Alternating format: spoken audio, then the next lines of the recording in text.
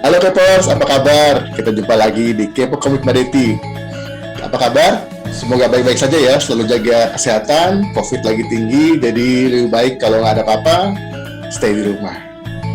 Kali ini kita mau ngobrolin tentang komik Indonesia yang diterjemahkan di bahasa Jepang dan terbit di Jepang loh. Penasaran? Yuk, kita ngomong-ngomong sama Ko Is Yuniarto.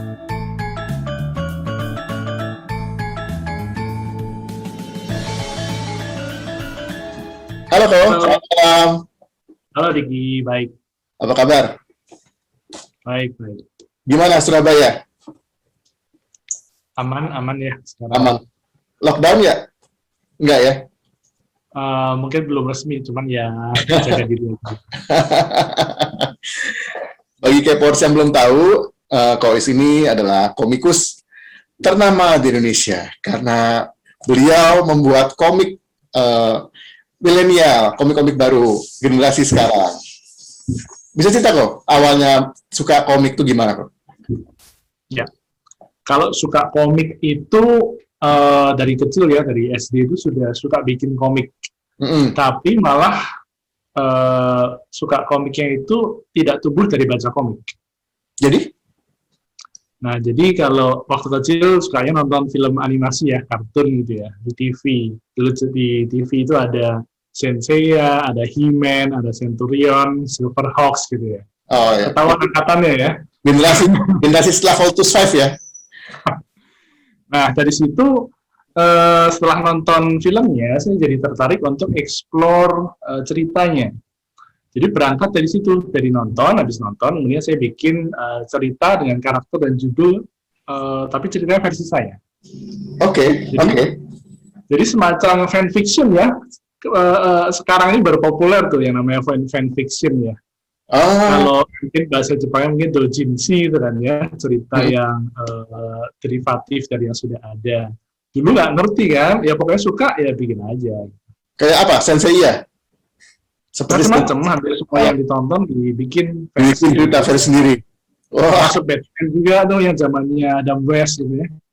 Oh gitu. Jadi kartun, tapi ya emang suka karena ya tonton anak-anak waktu itu.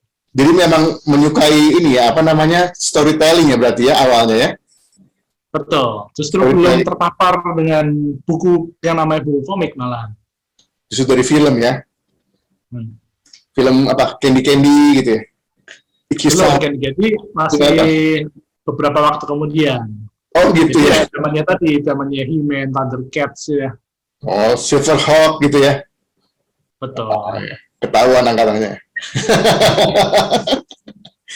Nah, terus kenapa milih apa namanya komik itu gayanya kalau gambar gaya manga kok? Kepengaruh itu?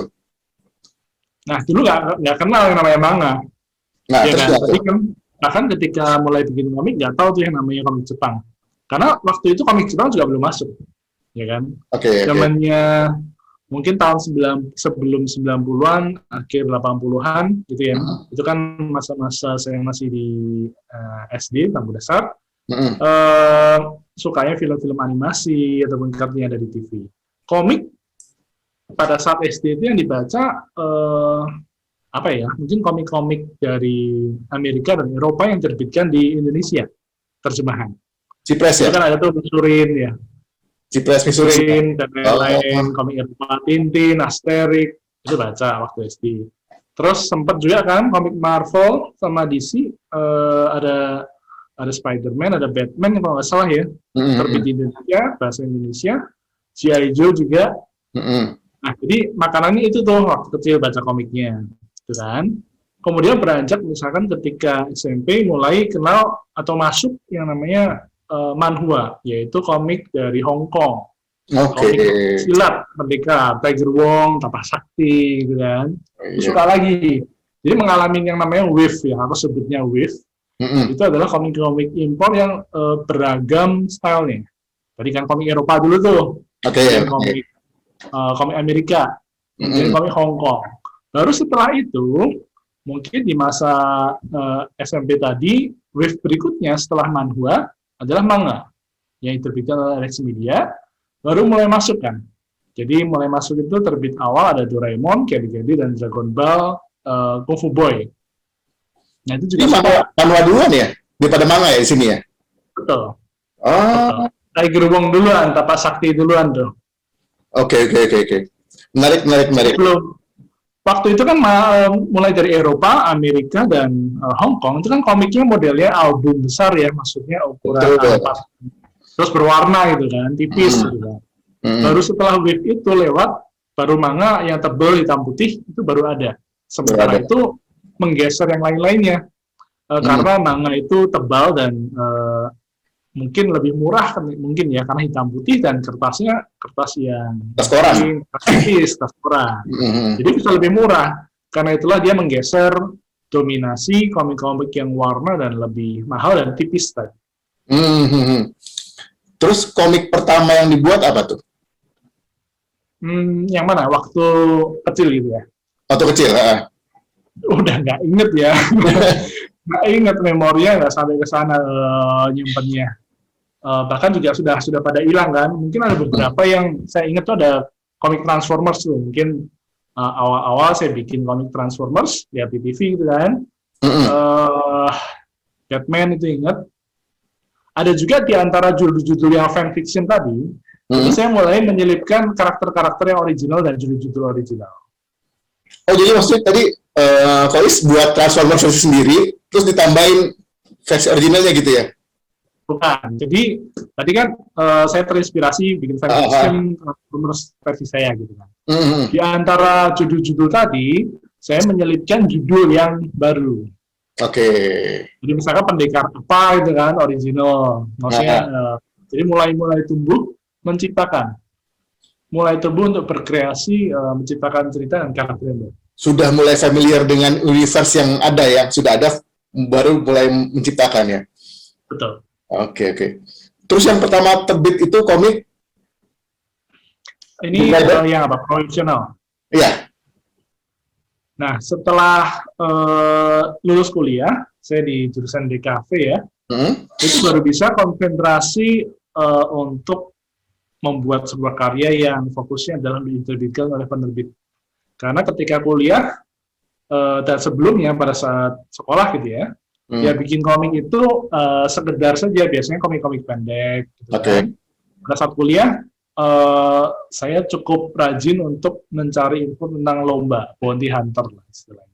Mahasiswa gitu kan, cari pengalaman dan cari hadiah, gitu kan, pemburu hadiah. Jadi saya ikutin semua lomba komik yang ada, banyak ya, dari yang skalanya kampus atau skala daerah, skala nasional, itu saya ikutin semua. Banyak, tentu saja banyak yang gagal ya, banyak yang kalah gitu kan ya. Salah satunya sebenarnya yang nanti akan kita bahas itu Garudayana itu muncul dari sana, maksudnya dari ketika aku ikut lomba. Hasil lomba ya? Sebenarnya iya.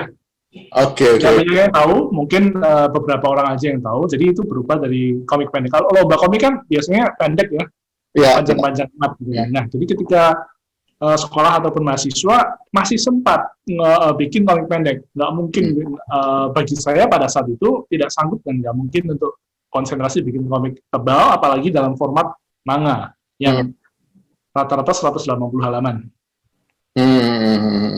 Nah, tadi kembali ke tadi kapan mulai rilisnya. Setelah lulus kuliah, saya langsung konsentrasi bikin konsep komik.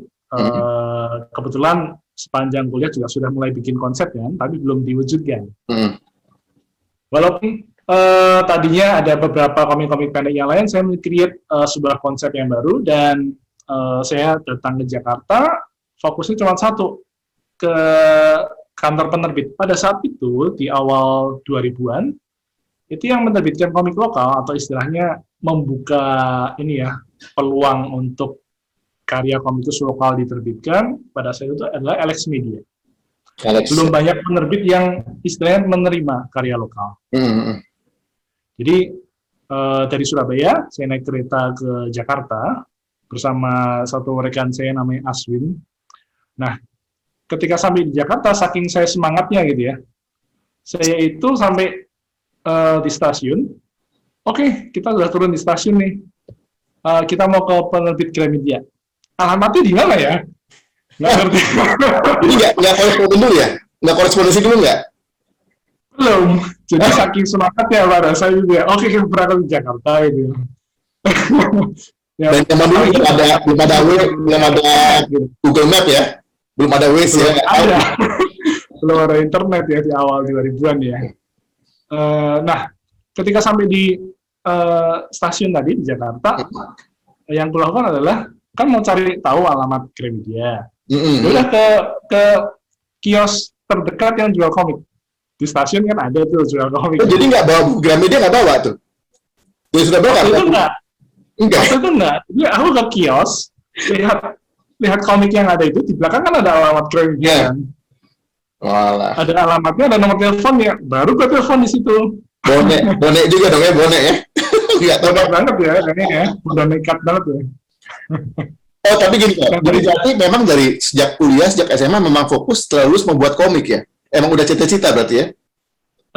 Nah, menariknya adalah saya tidak mengenal yang istilahnya cita-cita atau profesi menjadi komikus. Oke. Karena tadi ya, ketika kecil kemudian beranjak dewasa, bagi saya it's a natural thing to do. Ya, jadi ketika sejak SD, ketika aku lihat, aku tertarik untuk bikin cerita, aku tertarik untuk create karakter, create comics. Pada saat SD, mungkin banyak juga teman-teman lainnya yang mengalaminya ya, yaitu ketika saya bikin komik, karya saya dibaca sama teman-teman sekolah, teman-teman satu kelas. Misalnya. Itu udah senang banget ya? Senang banget, diapresiasi. Saya masih ingat banget, saya harus nungguin, misalkan kita pulang sekolah gitu kan, komik saya kan beredar, gitu kan. Beredar begini satu komik di satu doang ya gitu ya. Oke. Ini kan kalian baca teman-teman. Saya masih ingat waktu SD mungkin kelas 4 kelas 5 saya malah sampai nungguin teman-teman saya yang sampai nyelesain baca komik saya. Jadi saya tungguin setelah kelar sekolah pun masih ada beberapa waktu saya tungguin. Jadi hal-hal seperti itu yang memang bagi saya karya saya diapresiasi, saya sudah melakukan atau membuat komik ya.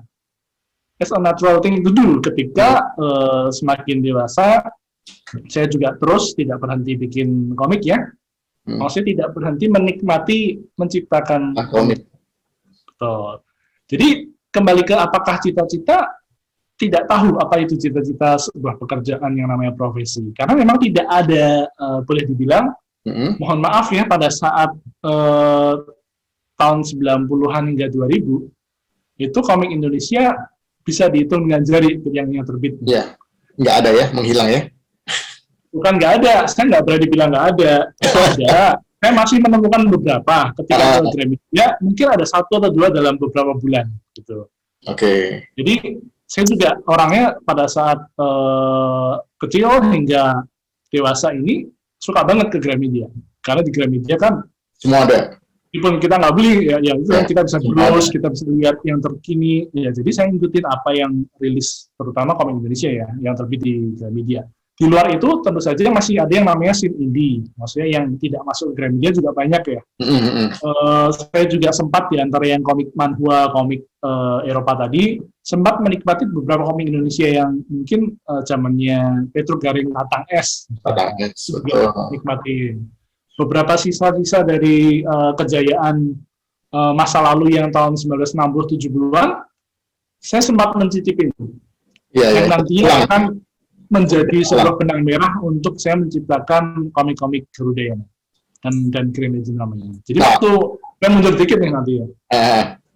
Nah, jadi waktu tadi di antara komik Eropa, komik Amerika, komik Hong Kong, saya sempat mencicipi komik-komik bekas ya, komik-komik bekas klasik Indonesia. Contohnya karya Rakosasih yang wayang, Ramayana, Mahabharata. Dan juga yang favorit saya adalah karya Ardi Soma. Dia sudah bikin beberapa komik wayang purba, dan lain-lainnya. Termasuk juga karya-karya dari Teguh Santosa dan komikus-komikus lain yang pada saat itu sudah tidak terbit kan. Jadi itu komik-komik bekas. Dan juga terbitnya di surat kabar kan. Jadi komik-komik bersambung. Karya-karya ya per halaman ya. Misalkan Teguh Santosa dia bikin Mahesa Jenar. Saya ngikutin di koran. Saya lahirnya di Semarang, kuliah baru di Surabaya. Jadi di Semarang itu surat kabarnya Suara Merdeka pada saat itu. Jadi saya ikutin komik-komiknya terbit entah harian atau mingguan, saya lupa. Jadi itu terpapar dengan karya-karya dari komikus maestro Indonesia. Walaupun bukunya itu mungkin nggak ketemu di toko buku ya, maksudnya tidak menjadi perbincangan bagi kalangan anak-anak atau teman-teman sebaya ya, karena ya mungkin ada jarak tidak ketemu produknya atau memang para komikus ini sudah berpindah. Ada yang tadi kan, yang dulunya punya karya-karya komik yang megah, mungkin beralih medianya ke surat kabar, atau mungkin beberapa komikus tidak lagi membuat komik, tapi terjun ke bidang lain, misalkan ke pembuatan film ataupun ke desain grafis. Tadi cerita soalnya dari kelas 5 SD itu sudah buat komik ya. Kelas 5 SD berarti umur 10 tahun ya. 10-11 tahun ya. Sebelumnya sudah sih. Sebelumnya sudah ya. Berarti udah sekitar 30 tahun ya buat komik ya. Maksudnya memang benar-benar itu udah 30 tahun lebih ya. Ya bikin komik, kalau bagi saya sih, saya mengaku membuat komik itu ketika komik yang dicetak secara profesional ataupun secara massal itu terbit, jadi tahun 2005. Tapi kalau dianggap mulai dari awal, dari kecil, ya bagi saya banyak sih teman-teman lain yang juga suka gambar dan suka bercerita. Ya. Berarti udah dari kelas 5 SD memang dari kecil udah saya suka buat komik gitu ya. Udah panjang gitu ya, bukan cuman dadakan tiba-tiba lulus kuliah, siapa yang punya komik gitu, bukan gitu ya, berarti memang sudah jalannya udah panjang banget gitu. By the way, K-Powers, ini baru tanggal 22 Juni kemarin, Kois ulang tahun ke-40, selamat ulang tahun Kois, semoga sukses selalu. Nah, pertanyaan berikut tadi, lanjutan dari Sita, ke Gramedia itu akhirnya ketemu tuh? Ya, jadi tadi di stasiun kan telepon loh akhirnya, dan syukurnya ketika telepon, saya tahu maksudnya saya harus menghubungin siapa editor komik gitu kan. Saya mau ketemu editor komik, bisa bikin janji nggak hari ini? Kebetulan banget bisa. Jadi pada saat itu saya langsung ke Palmerah, Gramedia, dan ketemu dengan orangnya. Saya sudah bawa portfolio karya komik, dan saya tunjukkan gitu kan, menurut saya ini karya saya yang terbaik. Gitu. Tapi sayangnya pada saat itu dengan semangat yang menggebu-gebu bonek tadi gitu kan. Tapi pada saat itu belum berhasil. Jadi dari pihak Gramedia belum ada lampu hijau untuk menerimanya. Ya udah, akhirnya agak-agak tadi ya dari yang awalnya menggebu-gebu naik kereta dari Surabaya ke Jakarta, semangat sekali sampai ke Gramedia terus tertolak. Itu cukup shock. Cukup down ya, cukup down. Itu saya keluar dari kantor Gramedia tuh bingung. Mau kemana ya? Lu mau ngapain gitu ya? Itu komik apa kok yang dibawa dulu kok? Ingat nggak? Ada sebuah konsep, judulnya itu Frontier of the Deep. Itu ceritanya tentang petualangan di bawah laut. Sci-fi, fantasi. Fantasi ya. Nah terus yang komik Wind Rider, itu bukan Gramedia berarti ya? Nah, setelah itu, jadi misalkan setelah keluar dari Gramedia, linglung gitu kan ya. Nah, di Gramedia ini kebetulan sebelahnya Alex itu ada kantor MNC. Ya, sama-sama penerbit komik. Nah, kebetulan juga saya sempat mampir ke sana. Jadi ya udah deh, mampir ke sini deh. Tadi kan jalan ya. Kan. Jadi kan pada saat itu MNC ngerbitin komik-komik impor, termasuk nerbitin yang kalau nggak salah ada komik-komik Amerika juga. Jadi mereka lebih bervariasi, ada komik Jepang, ada komik Amerika juga. Dan mereka juga nerbitin komik Hong Kong ya, by the way, MNC ini. Jadi saya mampir, sowan gitu kan, pengen ketemu editornya, dan ketemu, dan mereka sih, karena belum ada lini, maksudnya mereka ini belum punya lini khusus untuk nerbitin komik lokal pada saat itu. Jadi ya udah kenalan doang, mereka encourage ya, walaupun belum ada jalan, mereka encourage, mereka pinjem karya saya untuk di copy, disimpan gitu ya. Bagi saya, gesture itu sangat menyentuh. Ya, sangat menyemangati ya.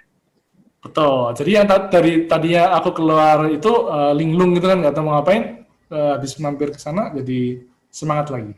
Nah, oke, sip. Walaupun tadi ya keadaannya masih sama. Keadaannya masih belum ada pintu ataupun jendela untuk karya saya bisa diterbitkan. Itu hari yang sama ya? Hari yang sama. Oke, oke. Mereka satu kompleks loh, Gramedia itu satu kompleks. Oke. Nah, terus. Setelah itu pulang ke Surabaya kan. Sampai di Surabaya, saya melakukan beberapa pekerjaan freelance. Saya juga mengajar di kampus ya. Jadi menyambung hidupnya seperti itu. Ilustrator, commission, freelance, dan juga mengajar di kampus. Di sela-sela itu, saya terus tidak berhenti untuk bikin konsep-konsep komik yang baru. Jadi saya bikin lagi beberapa, itu masih sci-fi semua, masih sci-fi fantasy semua. Karena mungkin pada saya itu minatnya di situ ya. Jadi sedang ingin bikin cerita fantasi yang based on sci-fi. Oke. Bikin beberapa konsep, kali ini dikirimkan. Gitu kan. Jadi kalau dikenal ya? Konsep, sinopsis, ya kirim paket, dan seterusnya gitu kan. Kirim beberapa nggak ada kabar. Nah. Sampai satu hari, di Surabaya ada rekan saya, komikus, gitu kan, yang sudah terbit sebelumnya di Gramedia, komikus perempuan. Dia ngabarin, ada editor Alex Media mau datang ke Surabaya, gitu kan, ada acara, ada editor baru. Nah, saya nggak menyia-nyiakan kesempatan itu. Kebetulan saya punya konsep baru yang belum masih berupa sketsa. Jadi sketsanya itu sketsa ada bangunan arsitektural di atas langit, di atas awan, ada orang naik motor bersayap, kendaraan motor bersayap. Cuman itu doang sketsanya. Belum ada ceritanya, belum ada karakternya, aku cuma bawa satu sketsa itu. Jadi ketemu dengan editornya di Surabaya, saya tunjukkan sketsanya, pada saat itu juga saya bercerita ini mau dibawa kemana, ya kan? Belum ada ceritanya. Dan editor ini suka dengan konsepnya dan dia memberikan lampu hijau untuk diteruskan. Jadi saya cukup shock lagi, ini shock yang kedua. Shocknya adalah, sudah gini doang, maksudnya gini doang keterima. Tapi nggak bawa portfolio gambar ya, maksudnya gambarnya cerita begini, bawa panel nggak bawa ya? Belum dibuat ya panel-panel ya? Portfolio yang lain bawa ya, maksudnya komik yang lain ya. Tapi ini ceritanya untuk yang komik ini nggak ada. Gitu. Cuma sketsa doang ya? Gitu doang gitu, sudah gitu. Nah, dari situ setelah diberikan lampu hijau, saya mulai susun ceritanya, dan itu adalah Wind Rider. Jadi saya balik ke rumah, ke kos ya waktu itu, dan saya menuju ke tempatnya John Kirinhart. John Kirinhart ini adalah teman saya sejak SMA. Dia suka bikin karya juga, ilustrator, komik pada saat SMA bareng saya. Jadi saya datang ke John, dan John ini latar belakangnya arsitek. Nah, jadi saya cerita ke dia, ini konsep yang ini aku kemarin keterima nih, kita kembangin bareng mau nggak? Jadi dari situlah Wind Rider akhirnya terwujud oleh saya dan John. Kami bikin ceritanya, karakternya bersama-sama. John banyak bikin desain untuk kita nyebutnya bangunan terbang itu aeropolis ya, bangunan yang di atas langit itu terbang. Saya banyak bikin desain-desain pesawat, motornya, karakternya juga, dan akhirnya terwujud setelah kurang lebih sekitar 9-10 bulan karya tersebut jadi, dan diterbitkan pada pertengahan 2005. Itu adalah debut karya saya melalui Wind Rider, dan itu saya memang merancang untuk one shot, satu buku tamat. Berapa halaman tuh kok ingat ya? 200 sekian. Wow, banyak itu ya. Komik Jepang standarnya 180. Iya. Jadi satu buku aja ya, nggak bersambung tuh ya? Betul, dan saya memang sudah, maksudnya begini, itu sudah dirancang ya, bahwa untuk karya pertama saya hanya mau satu buku. Tujuannya apa? Karena kalau kita melihat komik-komik Jepang nih, sudah sampai volume berpuluh-puluh kan ya, berbelas-belas, berpuluh-puluh. Saya pelajarin bagaimana industri Jepang itu bekerja, tentu saja sangat berbeda ya, industri di luar negeri dan di dalam negeri. Dan untuk karya pertama saya butuh dikerjakan dalam waktu singkat dan mendapatkan respon bahwa satu karya tamat, selesai ceritanya, itu respon membaca seperti apa. Jadi untuk membuktikan ke diri saya bahwa saya bisa bikin komik satu buku, dan juga membuktikan ke pembaca bahwa satu karya ini bisa selesai dibaca tanpa harus nanggung atau Nanggung ya.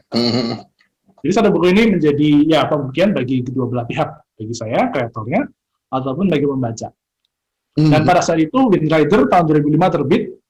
Waktu itu komik masih harganya 10.000. Wind Rider harganya 11.000. Lebih mahal dikit. Soalnya si editor ini yang tadi terima itu memberikan lampu hijau. Dia mau komik Wind Rider ini lebih spesial dari komik Jepang. Jadi ada bonusnya. Jadi ada bonus semacam mini poster full color gitu di dalamnya. Komik Jepang yang lain nggak ada yang kayak gitu.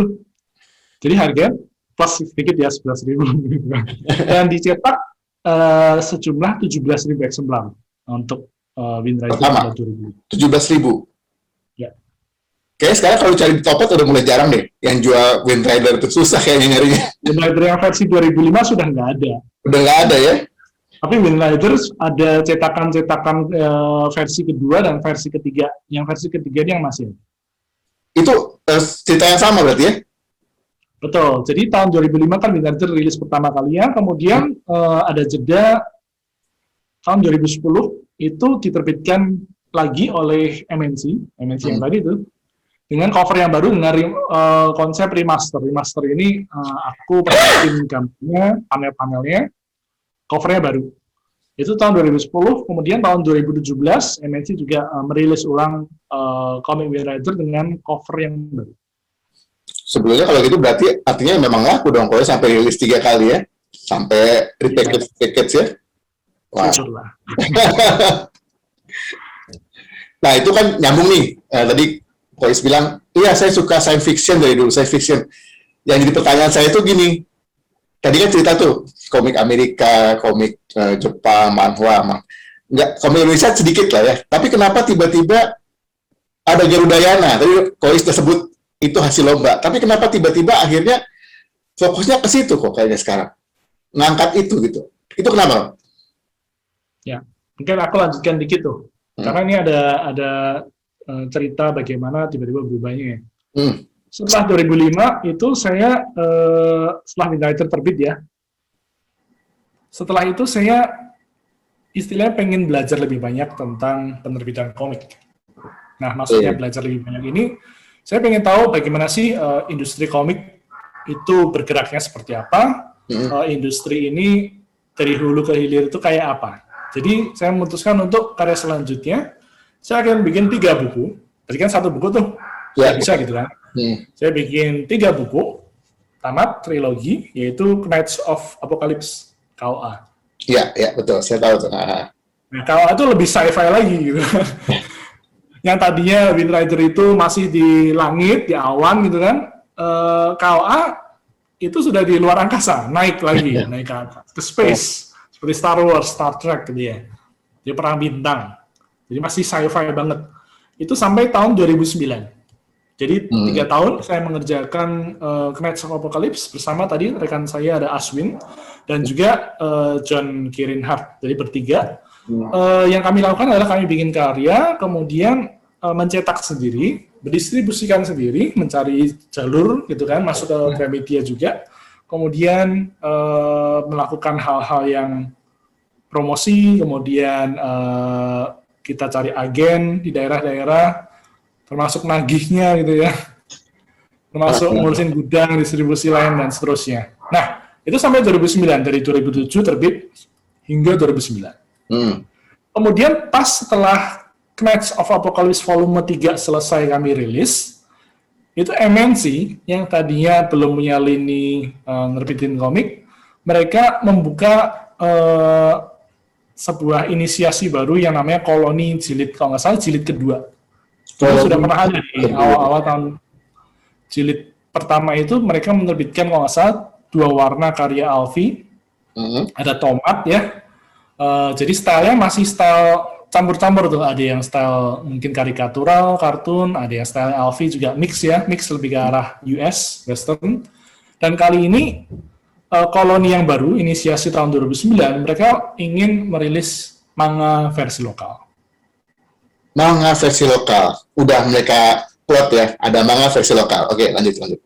Betul. Nah, jadi ada pengumuman seperti itu dari penerbit MNC, mereka open untuk submission komik untuk diterbitkan. Dan kebetulan banget waktu itu saya sudah selesai KOA volume 3 ya, sudah selesai, dan saya ingin kembali ke major publishing, yaitu ke MNC Gramedia, dan saya ikut mensubmit konsep. Nah, yang aku submit adalah Garudayana. Aku sudah punya konsep cerita Garudayana yang tadi saya bilang, yaitu berupa komik pendek yang Di lomba itu ya? hasil dari lomba. Lombanya itu adalah lomba dari lomba manga dari Animoster. Beberapa tahun sebelumnya, bahkan sebelum, kalau nggak salah, tahun berapa ya, mungkin 2005 atau 6 ya, mungkin setelah Garudayana, setelah Minra itu atau sebelum, saya ada, nggak inget.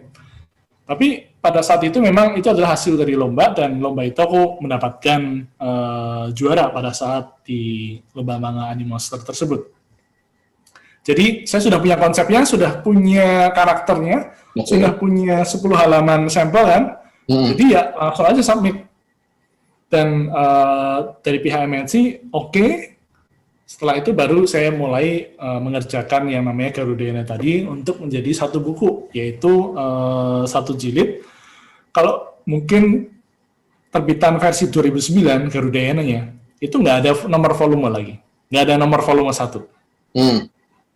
Karena walaupun mungkin aku punya visi untuk bikin ceritanya panjang, kan cerita wayang kan karakternya banyak, epicnya panjang. Tapi Garudayana volume 1 aku kembali seperti Wind Rider, yaitu walaupun ceritanya kelar, satu arc itu kelar gitu ya, tapi ada potensi untuk dilanjutkan. Oke. Di situ aku pengen ngukur sih sebenarnya, apakah cerita wayang versi manga itu diterima atau enggak. Maksudnya pembaca suka nggak sih? Oke nggak sih? Gaya wayang dengan gaya manga, ceritanya wayang, karakternya ala-ala manga, itu oke nggak bagi pembaca? Jadi sekali lagi di Garudayana versi 2009 itu tidak ada nomor satunya. Karena memang di akhir cerita seolah-olah selesai arc-nya. Gitu. Selesai arc-nya. Berarti dari awal memang sudah disiapkan ini komik wayang manga ya? Dari awal pembuatannya. Tadi kalau Wind Rider kan belum ada ini manga atau bukan, tapi ketika Garudayana memang ada ini manga. Nah dari awal, tadi kau bilang satu cerita, berarti untuk lanjutan tinggal tunggu respon berarti ya, respon buku pertama bagaimana gitu ya, baru lanjut ceritanya ya. Berarti sebenarnya gimana? Bagus dong? Bagus, tentu saja bagus. Kalau nggak akan lanjut sampai hari ini kan. Kalau tadi Diki bilang tentang ini manga itu bukan, sebenarnya ketika tadi Diki kan juga sempat nanya ya, kapan, kenapa kok milih manga dan lain-lain ya, mungkin itu yang belum kejawab. Seperti tadi aku jelaskan tentang beberapa komik-komik yang menginspirasi saya, yang saya nikmatin gitu ya. Manga itu datang terakhir. Nah, kenapa manga gitu kan ya? Saya sih nggak memilih, oh aku mau belajar gambar manga, enggak. Senatural itu ketika yang ada di depanku, yang aku suka, misalkan ya pada saat itu suka Dragon Ball. Bahkan ketika tadi kan saya cerita ada yang komik Eropa, Amerika, dan Hong Kong duluan kan yang saya nikmatin. Manga itu terakhir. Bahkan teman-teman saya ketika SMP sudah baca manga duluan, saya belum. Teman-teman saya sudah tahu yang namanya Dragon Ball Goku. Saya nggak tahu, telat. Jadi bagi saya yang ketika sejak SD sudah suka gambar komik gitu ya, tapi style-nya kan style antah berantah, campur-campur tuh. Ya pokoknya style aku suka gambar aja, tidak mengenal yang namanya istilah style. Pokoknya gambar aja. Jadi suatu titik saya melihat teman saya di sekolah, dia gambar Goku. Aku melihat, bagus banget gambar ini. Dan aku tahu dia nggak bisa gambar. Maksudnya dia meniru gambar tersebut, kok bagus gitu kan. Gambarku kalah gitu. Ini line artnya simple, matanya mungkin gede tapi memiliki karakter gitu ya. Apa ini gitu? Barulah dari situ, oh ini Dragon Ball. Jadi saya ketika baca minjem gitu kan, minjem teman saya yang punya koleksi Dragon Ball, saya minjem baca tuh. Ternyata suka banget. cocok sekali dengan line artnya yang clean, gaya berceritanya gitu kan, memiliki style cerita, style paneling, alur cerita. Dari situ mulai mengembangkan yang yang tadinya melihat komik Eropa, komik manhwa, akhirnya benar-benar into ke manga, style manga. Kalau kita ngomong style manga juga sebenarnya sangat variatif ya. Ada yang gayanya kartun banget, ada yang gayanya semi kartun ataupun realis dan seterusnya. Tapi memang bagi saya yang sangat berpengaruh adalah stylenya Akira Toriyama, Dragon Ball. Itu yang membuka gerbang untuk mengenal dunia manga sebenarnya. Dunia manga ya, cara berceritanya ya. Cara bercerita, kayak gambar, efek-efek, paneling, alur. Nah yang menarik ini gini kok, satu lagi yang saya lihat, saya perhatiin ya. Gaya bercerita Garudayana itu kan baik latar belakang wayang, tapi cara berceritanya itu milenial gitu, anak-anak sekarang gitu. Dibawa, jadi kayaknya diceritakan kembali dengan, kalau kita lihat komik-komik lama kan, komik wayang itu ya pasti pakemnya ini gitu, nggak lari. Ini kayaknya Kois menciptakan sesuatu, pakemnya doang dipegang tapi ceritanya berkembang gitu, dilepas gitu aja. Betul gitu ya? Betul.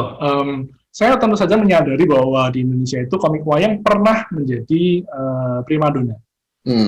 Maksudnya pernah ada satu era, mungkin tahun 60-an ya, komik-komik wayang itu menjadi raja di perbukuan komik-komik atau menjadi idola bagi para penggemar komik. Dan juga ketika kecil sempat nonton dan di TV ada serial Mahabharata dari India. Oke. Jadi saya memiliki kesimpulan bahwa ada beberapa generasi di Indonesia yang mengenal cerita wayang.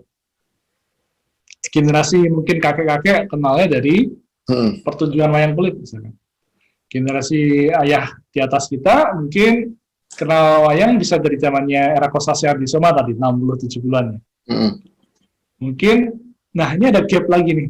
Tahun 90-an komik wayang sudah nggak ada gitu kan. Tapi generasi tersebut mengenal wayang dari serial TV India. Oke. Jadi saya memiliki kesimpulan bahwa beberapa generasi di Indonesia mengenal cerita wayang. Tapi beda-beda tuh ya. Beda-beda ya. Beda-beda gitu kan ya. Tapi hampir semua generasi tadi saya menyimpulkan kenal ya. Terutama di Jawa nih. Kalau di luar pulau saya kurang mengerti. Mungkin paparannya kurang. Dari situ, ketika saya mau mengangkat wayang dengan gaya manga, tadi yang Tiki bilang, saya mengambil sudut pandang yang berbeda, gitu kan. Saya nggak ingin ketika orang baca karya saya, mereka udah tahu ceritanya. Kan orang udah tahu, udah pernah nonton ceritanya, kan. Sudah tahu endingnya gimana. Sudah tahu siapa yang menang, siapa yang mati. Baik itu Mahabharata ataupun Ramayana, semua orang udah tahu. Jadi ketika saya menciptakan Garudayana dan juga Grand Legend Ramayana, yang saya pegang adalah bagaimana caranya orang yang sudah tahu ceritanya Mahabharata atau Ramayana, tapi tetap tertarik dengan karya yang saya bikin. Jadi itu sebuah challenge ya, tantangan. Gimana sih seseorang yang suka Mahabharata, tapi dia mau baca dan tidak menjadi bosan. Itu satu hal. Yang kedua adalah memang menargetkan yang orang-orang belum pernah atau tidak suka baca yang tadi ya. Nonton wayang atau lain-lain nggak pernah tahu gitu ya, tidak terpapar maksudnya. Iya. Jadi suka. Jadi saya mengambil sudut pandang yang berbeda, angle yang berbeda. Garudayana dan Grand Legend Ramayana memiliki angle yang berbeda ya, dan juga style konsep yang cukup berbeda juga. Kalau Garudayana itu lebih konsepnya tradisional, kostumnya, sementara GLR aku lebih fantasi, kostumnya lebih modern tahun 1930-an maksudnya. Ada pakai jas, pakai pistol kan. Jadi supaya Garudayana dan GLR tadi, Grand Legend Ramayana, walaupun sama-sama wayang, tapi ini kan berbeda IP dan sepuluh yang berbeda ya. Jadi orang bisa mengidentifikasi dengan mudah. Jadi nggak bingung, ini yang mana yang GLR, yang mana Garudayana ya.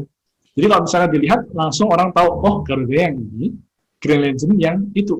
Iya. Jadi dari awal memang seperti itu pola pikir saya ketika menciptakan dua judul wayang. Jadi kalau tadinya bikin sci-fi ya, Wind Rider, KOA itu kan, tadi sudah saya ceritain gitu kan, alur jalan-jalan berkomik saya. Kok tiba-tiba wayang? Ya enggak tiba-tiba. Sebelumnya sudah ada dan tadinya terpapar kan, saya suka Abdi Soma, suka karya-karya Ya, ya. investasi. Menjelaskan pertanyaan-pertanyaan saya dan orang-orang lain. Nah, tadi kalau cerita bahwa itu adalah awalnya dari ide lomba ya. Berarti dari dulu belum kepikiran soal IP ya, waktu ketika menciptakan Wirudayana ya? Belum kepikiran IP? Belum ya? Belum ada, mungkin zaman dulu belum kepikiran, atau bahkan istilah IP pun belum populer. Ya. IP itu apa gitu ya. Tapi ketika tumbuh, mungkin masa remaja, masa SMA, kuliahan, kan sering tadi tuh manga gitu ya. Tahu komik Dragon Ball. Terus juga main gamenya di Super Nintendo, ada gamenya Dragon Ball. Oh, ada animasinya. Oh, ada mainannya, ada figurnya. Dari situ sudah ngerti bahwa oh ternyata IP, sekarang kita nyebutnya IP gitu ya. Iya. Dari sebuah judul komik itu bisa menjadi macam-macam. Macam-macam Itu sudah bentuk mulai tumbuh dari situ sih sebenarnya. Sebelumnya kan enggak. Sebenarnya komik Eropa Tintin, komik manhwa itu ya cuma komik doang. Kita tahu komik Amerika yang mengarah ke sana ya. Misalkan tadi G.I. Joe, Transformers ada kartunnya, ada mainannya. ya. Itu kita tahu. Tapi baru mulai lebih ngeh lagi adalah ketika komik Jepang masuk dengan berbagai macam belakang-belakangnya, terutama karena ada gamenya. Karena ada pasangan game yang keluar ya. Betul, kalau yang komik Amerika mungkin gamenya jarang ya, filmnya banyak, figurnya banyak. Cuman ketika di Jepang sini makin banyak variannya, animasi, film, game, mainan, ini itu dan seterusnya. Dari situ mulai terbentuk sebuah pola pikir bahwa ternyata kita bikin karakter, bikin cerita tidak hanya berhenti di komik saja. Jadi ketika bikin Wind Rider, saya mencoba menerapkannya secara terbatas ya. Jadi ketika Wind Rider rilis, saya bikin game, mini game. Ada gamenya ya? Ada game balap. Di mana? Di Android apa di? Dulu belum ada, belum ada internet. Oke. Tahun 2005 itu aku bikin gamenya itu dari game PC. Mini Buat game sendiri? Buat sendiri apa biar orang? teman Teman yang buatin? sama teman 2 orang, sama Aswin tadi. 2 orang, saya bikin gambarnya, konsepnya bikin bareng. Jadi Wind Rider ada gamenya, game 2D ya, game balap. Tujuannya supaya pembaca ini bisa habis baca komiknya, bisa punya pengalaman untuk ikut balapan. Maksudnya cerita kan tentang balap pesawat motor kan ya, Skybike. Dan saya juga pada saat itu game tersebut dijual, dibundling di event-event gitu ya, karena kan belum ada jalur distribusi. Memang indie banget waktu itu gamenya. Ada animasinya, jadi aku bikin anime pendek seolah-olah anime ya. Belajar sendiri gitu kan, terbatas banget waktu itu, masih kaku banget. Tapi suka banget prosesnya, suka banget ketika bahwa karyaku Wind Rider ini ada anime openingnya, dan ada gamenya. Wah. Dan itu sudah sadar ya? Misalnya di event komik di Surabaya, di beberapa kota, itu ketika ada event komik, game tersebut dimainkan dan senang banget ketika respon dari audience, entah mereka baca komiknya atau enggak, mereka main game balap itu luar biasa ya. Kita lombain dan seterusnya, juara 1 dan seterusnya. Berarti udah sadar saat itu, Wind Rider sudah sadar bahwa ini bisa dikembangkan ya, jadi produk lain. Masih sekedar orientasinya mungkin bukan bisnis. Senang-senang aja ya. Sekedar bagaimana sebuah karya itu menjadi memiliki banyak varian atau menjadi alih media, alih wahana. Nah, masih sebatas itu ya. Mulai sadarnya bahwa oh ini bisa jadi duit itu kapan kok? Mungkin nggak terlalu mikirin duitnya, gitu. Karena sadar bahwa kalau mau mikirin duit butuh infrastruktur, butuh ya daya upaya yang lebih luas. Jadi yang saya lakukan adalah next karya adalah KOA, Knights of Apocalypse. Nah di KOA sebenarnya sama, bahwa saya mau bikin anime openingnya ada, bikin gamenya ada, walaupun akhirnya nggak sempat rilis ya, karena terlalu rumit. Kemudian di KOA ini bikin yang namanya merchandise mulai ini. Tadi kan belum ada merchandise-nya gitu. Betul. Paling merchandise ya cuman pin gitu ya. di KOA ini mulai bikin yang namanya produk turunan. Yang nggak cuma pin atau stiker, yaitu permainan kartu. Ada kartunya. Ada kartunya, based on cerita komiknya, Baik, karakter-karakternya, ada faksi-faksinya. Board game. Card game lah, bukan board game, card game. Nah, Card game itu satu set, dan ya dijual secara terbatas juga. Jadi mulai dari situ sih, cikal bakalnya. Baru kalau tadi Tiki bilang kapan mulai ada orientasi duit, barulah di karya berikutnya, yaitu Garudayana.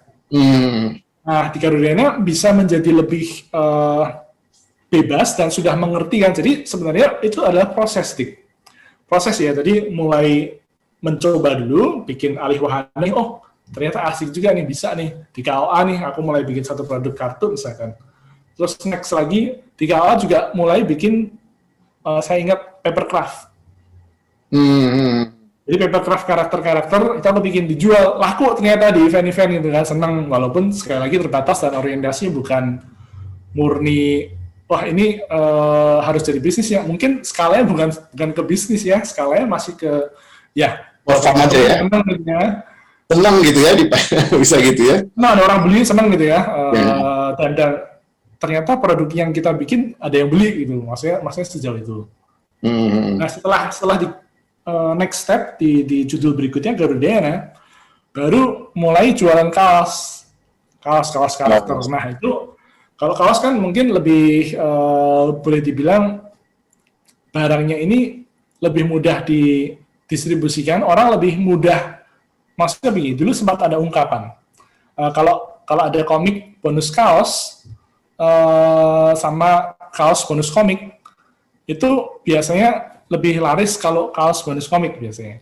Karena orang beli kaosnya ketimbang beli bukunya. Jadi jualan kaos lebih mudah sebenarnya. Karena aku maksud dibanding komik ya, dibanding jualan buku komik ya. Jadi seperti itu. Jadi di Garudayana juga mulai ada rekan-rekan partner yang ngajak kerjasama. Jadi tadi, misalkan tadi awalnya bikin kaos sendiri, kemudian ada temen, ada rekan yang ngajain, oh nih aku lisensi saja. Dia punya usaha konveksi, terus distribusinya bisa lebih luas, ya why not gitu kan, open collaboration. Dari situ juga seiring dengan makin ramenya Garudayana, tadi kan volume 2, volume 3, volume 4 gitu ya, itu rilis, sambutannya bagus, makin banyak teman-teman partner yang mengajak kerjasama. Jadi misalkan bikin figurnya, bikin statue-nya terbatas, figurnya itu bentuknya Nendoroid, seperti ini. Ya. Chibi figur Nendoroid. Nah, ini bikin 1000 piece, bikinnya di Cina. Nah, jadi hal-hal seperti itulah yang memang tadi yang saya bilang bahwa mungkin nggak bisa ngerjain sendiri, karena saya sebagai komikus juga harus bikin karyanya. Mungkin menghandle merchandising mungkin bisa, tapi sangat terbatas ya. Iya, malah mengganggu yang mainnya ya. Dari cerita Kois tadi ya, saya perhatiin bahwa soal IP pun Kois belajarnya tuh bukan karena IP tuh ini, tapi belajar by doing ya. Oh, ada gini, ternyata bisa begini, ternyata begini. Jadi bukan mulai dari teori ya. Justru karena praktek, belajar, lihat ini berkembang. Jadi pengalaman IP itu benar-benar karena pengalaman mengalami gitu, bukan karena buat IP-nya. Kalau orang kan sekarang kebalik kok. Kita buat IP yuk, lomba buat IP jual, tapi karena belum ada udah buat booming segala macam, kita juga ini apa gitu. Kalau kan benar-benar dari cerita. Kalau sekarang kan sudah memungkinkan ya. Sekarang mungkin infrastruktur, kemudian akses kayaknya sudah jauh lebih mudah. Mungkin konsep-konsep IP memang sangat menggiurkan dan ada beberapa yang berhasil ya. Orang ngejar, buat IP-nya dulu, baru belakangan dikembangin jadi apa, belakangan lah, yang penting ada bentuknya dulu. Nah, kalau Kois kebalik. Apa-apa, kalau memang jalurnya begitu, iya, macam-macam. Cuma ini kan dari pengalaman, ternyata bisa, dan mengalami gitu, by doing, bukan karena baca konsep, baru, kita buat ini. Nah, soal IP, selanjutnya ada pertanyaan menarik, soal masuk, gimana caranya komik ini masuk ke Jepang? Gimana sih, Teko? apakah sudah dari awal dibuat, oh gue buat manga nih, habis itu oh siapa tahu bisa masuk pasar Jepang. Apa sudah dipikirkan dari awal, atau mungkin kalau perkembangannya, oh ada potensi nih. Nah, gimana sih Eko? Ya, ini ada kelanjutannya lagi secara Oke. proses. Mm-mm. Garuda tadi terbit 2009, setelah saya menyelesaikan KOA di 2009. Mm-mm. Kemudian sampai 2012, Garuda sudah terbit sampai volume 4. Kemudian selanjutnya di tahun 2013 pindah penerbit ke Mizan. Jadi tadinya di Dimensi pindah ke Mizan. Nah, jadi Garuda Saga. Jadi covernya ganti, tapi halaman isinya sama, plus ada satu chapter tambahan baru. Oke. Nah, di Mizan itu terbit sampai volume 6 sampai tahun 2016 kemarin, volume 6. Nah, mundur dikit, tahun 2012-13 tadi, ada majalah Reon baru mulai. Oke. Nah, di majalah Reon itulah saya waktu itu ditawarkan untuk mengisi sebuah judul. Jadi bebas, kamu mau bikin apapun, terserah, kami mau terima gitu ya. Dapat slot lah gitu ya. Jadi saya senang banget ya, wah ini ada kesempatan baru nih, dengan konsep yang berbeda, karena Reon kan bulanan gitu ya, itu tantangan baru. Itulah baru tahun 2013 saya menciptakan Grand Legend Ramayana, jadi komik wayang yang kedua. Dengan Grand Legend itu di on ya? Betul, di Reon. Jadi Grand Legend Ramayana ini kalau dari judul sudah jelas ya Ramayana. Kalau Garuda tadi itu kan menggunakan latar belakang Mahabharata. Mahabharata itu Pandawa dan Kurawa. Kalau Ramayana itu Ramasinta. It's a different story. Dua epic terkenal dari India yang populer di Indonesia dua-duanya. Nah, di GLR, Grand Legend Ramayana, aku pakai pendekatan yang berbeda dari Garuda karena konsep kostumnya tadi yang sejalan dengan yang di kitanya kan. Jadi di Garuda saya nggak mikir mau terbit di Jepang atau nggak mikir. Belum ke sana maksudnya pikirannya. Tujuannya bikin Garuda waktu itu adalah ingin membuktikan bahwa cerita wayang yang dianggap biasanya ya, mohon maaf, dianggap kuno. Kenapa kok kuno ya? Karena ceritanya dari cerita klasik. Dan yang kedua, kenapa kok kuno? Karena yang nonton sebagian besar, mayoritas orang-orang tua nontonnya di wayang kulit misalkan ya. Jadi image yang terbangun itu adalah benda yang lawas. Anak muda mungkin, sebagian besar anak muda mungkin ada jarak. Jadi saya punya misi di Garuda adalah membuktikan bahwa cerita wayang itu bisa keren kok. Sama halnya ketika saya baca komik-komik Jepang. Ini kembali ke komik-komik Jepang. Komik-komik Jepang mampu membawa identitas tradisi mereka, baik itu samurai ataupun ninja, ataupun cerita-cerita klasik lainnya, itu tetap relevan, tetap menyenangkan ketika dibaca dalam versi manga, dalam konsep manga ya. Dan bahkan kita yang di Indonesia, dari budaya yang berbeda, itu bisa menikmatin. Gitu kan. Bahkan Dragon Ball sekalipun, itu latar konsepnya adalah mitologi dari Sun Gokong, dari Cina malah. Jadi kalau Sun Gokong bisa dibikin keren menjadi Dragon Ball, aku pengen bikin wayang Mahabharata versi Indonesia bisa jadi keren juga. Jadi misinya itu di Garuda dan puji Tuhan berhasil. Sambutannya disambutlah sampai Garuda pun cetak ulang, kemudian terbit bahkan pindah penerbit pun juga masih ramai juga pada saat itu. Kemudian GLR ini, nah ini di GLR ini saya sudah mulai, kalau dilihat di cover komiknya tuh ya, itu bahkan ada teks Jepang. Saya perhatiin tuh. Tapi apa? Artinya memang di konsep Grand Legend Ramayana ini, saya sudah melihat bahwa aku mau coba bikin yang untuk pasar luar bisa terima mungkin lebih dekat kali ya. Mungkin kalau di Garuda mungkin tradisi bentuk-bentuk tradisional itu mungkin ada jarak, mungkin mereka nggak pernah lihat, ada yang suka, ada yang nggak mungkin ya. Jadi di GLR aku coba tone down, tapi masih ada beberapa identitas tradisionalnya. Jadi berbeda itu konsepnya. Bahkan mulai dari judul pun sudah ada bahasa Jepangnya, dan karakter-karakter atau desain kostum dari GLR itu dari awal sekali saya desain supaya cosplayable.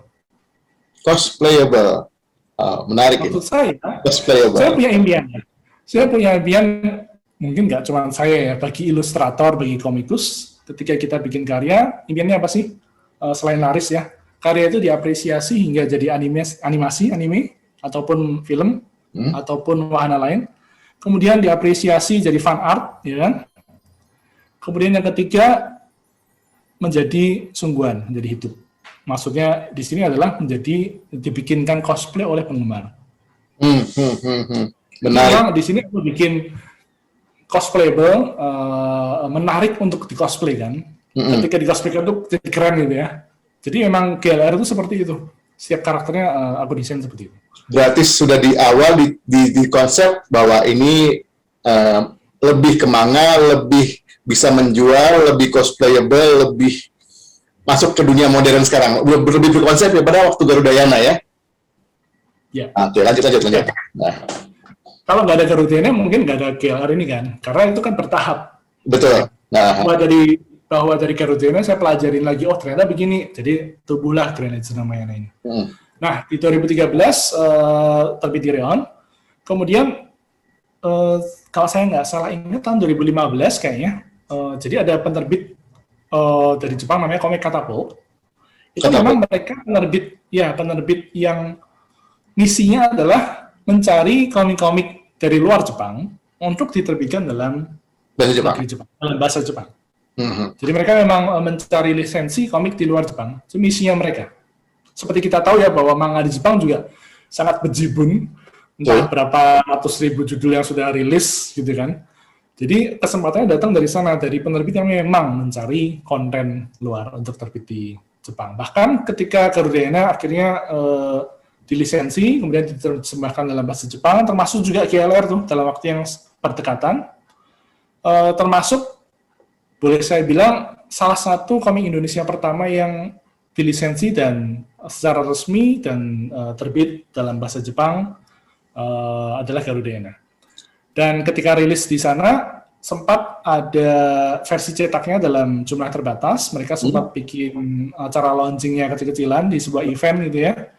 Dan disubmit oleh penerbitnya ke sebuah acara nominasi gitu ya, namanya Gaiman Award. Dan sempat masuk ke nominasi, walaupun hanya di nominasi aja ya. Gaiman Award ini adalah sebuah acara ajang nominasi untuk komik-komik dari luar Jepang. Jadi sampai ke sana. Oke. Yang Garudayana. Berarti itu barengan ya? Garudayana sama Grand Legend barengan diambil sama Catapult tadi ya? Lebih yang sama, ya. Tapi yang duluan diterbitin adalah Garudayana di sana? Kalau saya nggak salah ingat, Garudayana duluan. Oke. Sampai sekarang masih di ini nggak sama mereka? Secara online gitu? Kalau online ya, karena memang saat ini utamanya produknya berupa digital, jadi komik digital, manga digital. Cetaknya cuma di jumlah terbatas saja.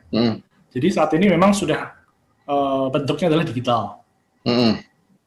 Tapi saya tanya berikutnya, apakah karena bentuknya dari awal sudah manga, makanya bisa gampang lebih terima orang Jepang? Saya kurang tahu ya, apakah memang yang mereka pilih adalah gaya-gaya yang sesuai dengan selera mereka. Tapi kalau melihat dari websitenya Comic Catapult, tampaknya iya. Bahwa komik-komik yang dipilih dari luar Jepang, sebagian memang ada rasa atau ada style mungkin yang disukain oleh orang Jepang juga ya. Oke. Ada komik Indonesia lain nggak yang diterjemahin yang kau tahu? Nah, dari Reon makin ke sini makin banyak ya. Jadi dari judul-judul dari Reon juga banyak yang sudah akhirnya dilisensi juga. Tapi awalnya Garudayana itu ya? Yang awalnya pertama kali. Waduh, hebat banget ya. Dari mulai hasil lomba ya, kalau kita lihat outfit awal, itu adalah awalnya lomba, dari lomba komik ya. Bisa berkembang. Lomba komiknya pun sejak tahun 2006 mungkin ya, kalau saya nggak salah ingat. Ya. Jadi maksudnya itu dari lomba komik yang mungkin Kois juga nggak gitu serius, iseng-iseng aja, tapi ternyata IP yang serius banget. Serius ya? Oh ya. Setiap lomba saya serius banget ya. Berarti serius ya? Terutama Garudayana. Ketika Garudayana ini saya cerita dikit ya. Kalau tadi dia omong iseng, enggak, karena ketika saya ikut lomba, saya serius, saya ingin menang. Kan saya bounty hunter, saya pengen dapat hadiahnya dong. Kalau nggak serius nggak bakal menang gitu kan. walaupun seringkali kalah ya. Iya. Nah, ceritanya tuh begini, di Animonster itu mereka setiap tahunnya ngadain lomba manga. Saya ikut selama 3 tahun, tuh kalah terus. Kalah terus, penasaran, yaudah deh, gue bikin wayang deh, gitu kan, akhirnya. Dan ketika bikin wayang, dan itu saya sangat serius sekali, terutama karena udah 3 kali kalah, gitu kan. Jadi kayak ada penasaran gitu. Penasaran, ya? Yang lain-lain udah menang semua, gitu kan. Aku kapan menangnya, gitu kan. Semua konsep yang gue bikin kalah semua, gitu. Yaudah aku bikin wayang, dan pada saat itu, saya malah jatuh sakit, tipes dan DB. Jadi dalam kondisi yang parah, maksudnya susah bergerak, lemas gitu ya, I'm crawling from my bed to finish Garudena. Jadi bagi saya, terutama ya, bagi saya Garudena itu sangat istimewa karena sangat serius sekali, seriusnya tadi, I'm crawling from my bed untuk menyelesaikan Garudena. Jadi signature lo sekarang ya? Signature. Kalau misalkan tadi waktu sakit ya udah deh, aku nggak lanjutin lagi, ya nggak ada hari ini misalkan. Nggak ada cerita hari ini ya, betul. Wow. Tapi nyangka nggak itu bakal berkembang jadi sampai sekarang? Enggak, karena kan tadi berproses ya. Tujuan saya waktu itu apa? Tujuan saya mungkin bukan sampai ke misi ini yang ngenalin. Itu kan tahun 2009 ketika rilis massal. Pada saat itu ya misi saya adalah pengen dapat menang di lomba tersebut dan dapat hadiah duitnya. Cuma itu saja misinya. Itu aja ya? Pengen mengeksplorasi kayak manga ini oke nggak sih, wayang manga ini bisa nggak sih, bisa menang di lomba nggak bahkan gitu. Hebat banget kayak gini, cerita kayak gini coba mungkin kalau K-popers punya cerita lama ini bisa berkembang sampai seperti ini loh, seperti Kois ya, sampai kayak gini. Dulu saya pertama kali saya punya komik Garuda yang pertama saya beli itu pertama kali karena lucu aja, ini kok ada wayang tapi kok ada burung-burungnya gitu, ini apa maksudnya? Bener, itu pertama kali saya beli dan saya baca nama Isuniarto, bukan yang Wind Rider tapi yang Garuda ini saya beli pertama kali. Ini lucu ya, aneh ya, kok dijepangin ya, kok ada seperti ini gitu. Saya ikutin yang pertama saya beli itu, ada masih bukunya. Nah, konsep yang aneh, yang unik ini ternyata gambling sih, tapi ternyata bisa diterima sampai sekarang kan. Dan bahkan saya baca ini udah terjemahan ke bahasa Korea juga ya, sama Itali. Ya, kalau itu melalui penerbit Leon memang mereka menawarkan beberapa karya-karya mereka atau judul yang dinaungin oleh mereka. Kalau yang Itali itu kayaknya yang GLR deh, Grand Legend Ramayana. Ya, ya. Yang Korea juga Grand Legend Ramayana, yang Garudena masih di Jepang saja.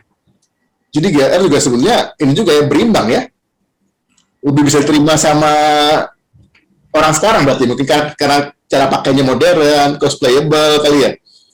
Bisa jadi, atau bisa jadi juga dari sisi penerbitnya juga. Maksudnya misalkan dari Leon memang mereka punya inisiasi untuk reach lebih jauh.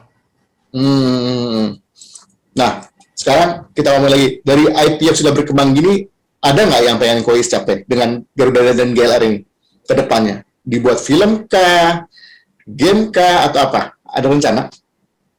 Ya, kalau game, Garudena sudah ada gamenya, yaitu game augmented reality ya.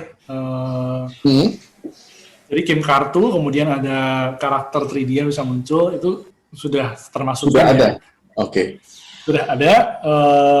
Kemudian di tahun 2017, atau berapa ya, waktu Mobile Legends masuk, mereka melisensi karakter hero Garut Gacha di game mereka. Mungkin memang belum menjadi game Garudena secara utuh, tapi minimal satu karakter ini sudah lebih terbang lebih jauh lagi. Oke. Tapi kalau impian dari Garudena dan Grand Legend Ramayana, I'm content with it. Maksudnya tentu saja standarnya, kita mau bikin film, animasi, aku tahu it's another different area ya, kalau film ataupun anime. Kita tahu sendiri budget dan seluruh urusan lainnya itu hal yang berbeda. Tapi di Garudena dan Grand Legend Ramayana ini, bagi saya sih cosplay sudah, dari fans juga sering banget bikin kostumnya, kemudian fan artnya, figurnya ada dan seterusnya. Ya, jadi ya banyak hal-hal yang sudah tercapai di dua judul tersebut. Bagi kepers yang belum tahu komik-komiknya, silakan cari. Saya rekomendasikan komik-komik ini karena ceritanya beda. Jadi cerita beda dan ini menambah apa ya, bukan cuma di komik Indonesia tapi di dunia komik ini adalah satu cerita universe baru yang patut kita ikuti. Mudah-mudahan nanti ke depan ada filmnya, ada animenya, gamenya ada dan lebih berkembang Kois. Pertanyaan berikut. Kayaknya tahun berapa ya? Kois gabung ke Bumi Langit. Gimana cerita itu, Kok? Ya, di Bumi Langit itu sudah 5 tahun, berarti sekitar 2016. Oke. Saya bergabung dengan Bumi Langit. Pada saat itu saya diajak oleh Pak Andi Wijaya. Pak Andi Wijaya ini pentolan komik Indonesia, dia kolektor dan penggemar, dan sebenarnya dia sempat bikin komik secara profesional juga tuh Pak Andi Wijaya. Mungkin kapan-kapan perlu dikepoin kayaknya. Siap. Jadi Pak Andi mengajak saya untuk bergabung di Bumi Langit. Pada saat itu memang Bumi Langit masih dalam tahap awal banget untuk menyusun rancangan hingga 5 tahun ke depan ya. Jadi masih mengumpulkan teman-teman seperjuangan seperti Iwan Nazif. Iwan Nazif bergabung di Bumi Langit tepat setelah saya, jadi hampir berbarengan, tapi saya duluan yang masuk. Oke. Dipegang di sana apa job desk-nya, di Bumi Langit sebagai apa? Di Bumi Langit sebagai General Manager divisi komik. Oh, divisi komiknya. Itu ganggu nggak dengan proyeknya Garuda dan General Manager dan proyek pribadi? Bagaimana cara mengaturnya itu? Ya, kalau Bumi Langit sih kerja kantoran ya, walaupun saya remote kerjanya. Jadi handle secara remote, kemudian ada tim untuk mengurus dan mendiskusikan beragam proyek dan seterusnya. Dan kalau di Bumi Langit sebenarnya saya bukan komikus tetapnya, maksudnya Iwan lebih banyak bikin karya di Bumi Langit ketimbang saya. Karya saya di Bumi Langit ada Gundala Webtoon, Son of Lightning, pada saat tahun 2019 itu, dan satu lagi adalah komik pendek, salah satu episode Si Buta Putih Hitam. Jadi di Bumi Langit saya nggak terlalu banyak mengerjakan komiknya, tapi lebih ke arah ngurus di belakang layar ya. Jadi bersama tim untuk project. Jadi kalau bikin komik ya mungkin lebih ke arah sore atau malam, ataupun pagi sebelum beraktivitas. Oke. Nah, dengan pengalaman Kois ini sendiri soal IP dan bekerja dengan Bumi Langit juga mengelola IP ya, ada nggak saran-saran apa sih pentingnya IP itu bagi dunia komik? Bisa ceritanya kok, buat biar kita pada tahu gitu. Kenapa sih penting IP itu? Ya, bagi saya sih cukup menjelaskan dengan bahwa karakter dan cerita yang kita buat atau ciptakan itu bisa tidak hanya berhenti di buku saja. Karena bagi saya itu yang men-trigger saya untuk bereksplorasi lebih luas ya, ke media yang lebih luas. Jadi pemahaman dasar bahwa karya yang kita ciptakan ternyata memiliki nilai lebih dari sekedar buku, gitu kan. Tapi untuk mencapai media atau menjadi ahli warna memang prosesnya bisa panjang ataupun mungkin secara tidak terduga ya, apakah ada jalan-jalan yang bisa terbuka ke arah sana, ataupun maksud saya adalah dengan mungkin effort atau upaya yang mungkin berkali lipat ganda, seperti itu. Jadi yang pasti sih pemahaman terlebih dahulu bahwa kita create karakter, yes, kita create cerita, yes, tapi tidak hanya berhenti di buku saja. Sip. Oke. Nah, sekarang pertanyaan idola. Komik favorit yang kau suka apa dari yang udah terbit? Komik-komik yang Karya sendiri? Iya, bukan. Komik-komik sebagai fans. Komik yang dibaca gitu ya? Ya. Yang pasti Dragon Ball, karena itu yang pertama kenal dengan manga. Tapi kembali ke yang tadi, yang komik-komik klasik Indonesia yang membuat saya bikin Garuda adalah karya-karya dari Ardi Soma. Karya-karya wayangnya banyak ya.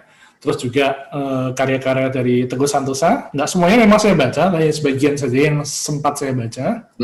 Kalau untuk komik-komik lain sebenarnya sangat banyak sekali, tapi mungkin saya mau poin satu judul dari manga, yaitu Master Kitten. Master Kitchen. Master Kitten, Keaton ya. Oh, Master Kitchen. Oke. Ya. Nah, Master Kitten ini karya Naoki Urasawa, yang bikin Monster, 20th Century Boys. Kitten ini terbit mungkin di era 90-an. Dan itu ceritanya tentang agen asuransi, kalau nggak salah ya, agen asuransi. Waktu saya SMP, saya kan masuknya baca-baca Dragon gitu kan ya. Terus ketika ke toko buku, ada komik Master Kitten, covernya hitam, tulisannya gede, gambarnya kecil, ukuran perangko gitu kan. Saya sebagai anak SMP ngeliat, apa sih ini? Gitu kan. Aku buka dalamnya, nggak ngerti ini cerita apa sih. Agen asuransi, apa serunya gitu ya. Tapi ada hal yang mengganggu saya, yaitu ketika di Gramedia, biasanya kalau zaman dulu di Gramedia sering kan orang-orang baca buku di itu yang di Gramedia ada berjejer perwira-perwira ataupun para orang-orang dari Akpol, Akademi Kepolisian gitu kan. Pakai seragam gitu kan. Ada tentara pakai seragam, baca komik yang dibaca Master Kitten tadi. Hah? Apa ini orang dewasa baca komik gitu kan? Waktu kecil saya penasaran lihat, nggak ngerti apa ini sebenarnya. Setelah kuliah, saya lihat lagi Master Kitten, wah ini komik keren banget. Jadi yang dulunya belum ngeh ceritanya, tapi apa bagusnya ketika sudah lebih dewasa, ini cerita keren banget. Cerita-cerita yang Master Kitten ini konsepnya adalah cerita-cerita pendek ya. Tapi karakternya tadi, walaupun dia agen asuransi, dia ini mantan pelatih SAS Inggris. Gitu. Jadi menggabungkan dunia arkeologi, spy, dan kehidupan sehari-hari, keluarga, itu luar biasa bagi saya.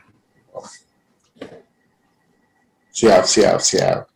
Waduh, asik banget nih ngobrolnya. Ini benar-benar kita banyak dapat insight-insight, cerita-cerita baru tentang pembuatan komik, tentang IP, tentang perkembangannya gitu. Bagaimana pengalaman bisa membuat kita lebih dalam mengembangkan karakter gitu. Jadi nggak stuck di situ kok ya.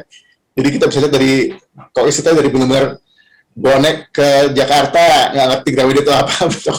Sampai pada titik yang udah terjemahin ke bahasa Jepang, udah jadi game, udah jadi kaos dan lain-lain gitu. Ini cerita yang benar-benar dari zero to hero gitu ya, dari nol, dari kekalahan 3 tahun lomba komik, buat komik Garudayana, terus sampai titik ini.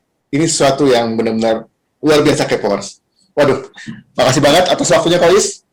Tapi Kepors, jangan stop di sini. Ada episode berikutnya yang lebih keren sama Kois. Itu masih tentang wayang. Penasaran?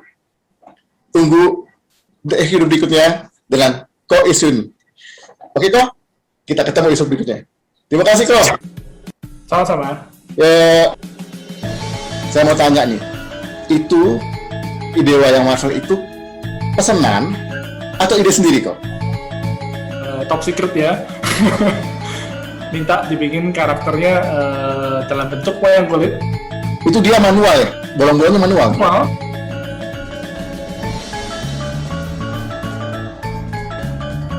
Adaptasi dari openingnya Lion King. Raya the Last Dragon. Dan itu momentumnya adalah ketika mereka mau meluncurkan Blu-ray-nya dan juga tayangnya di Netflix, di Disney Plus ya, di OTT-nya. Jadi dulu kayaknya pernah deh ada yang komplain soal wayang dari negara tetangga. Itu gimana ceritanya itu? Ya, jadi suatu hari entah kenapa sosial medianya ramai banget gitu kan.